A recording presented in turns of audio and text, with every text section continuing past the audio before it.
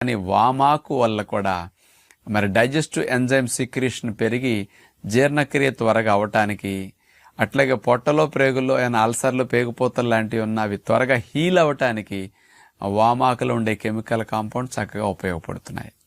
అందుకని అల్సర్స్తో బాధపడే వారికి వామాకు బాగా వాడుకోవటం అనేది చాలా మంచిది.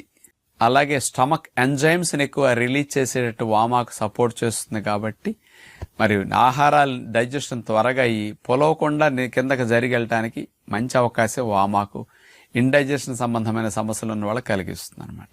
ఇక 5వ లాభం తీసుకుంటే, ఈ రోజుల్లో చిన్న వయసులోనే కొలెస్ట్రాల్ ఎక్కువ పెరగటం, గుండె జబ్బులు రావటం, మరి చాలామందికి రక్తనాళాల్లో పూడికలు వచ్చి ఇబ్బంది పడటం, ఎల్డిఎల్ ఇట్లాంటి బాగా ఎక్కువ అవటం, ట్రైగ్లిజరైడ్స్ పెరగటం చూస్తున్నాం కదా. ఇలాంటి సమస్యల్ని తగ్గించడానికి వామాకులో ఉండే ఫ్లేవనాయిడ్స్, ఫినాల్స్ స్పెషల్గా బ్యాడ్ కొలెస్ట్రాల్ ఎల్డిఎల్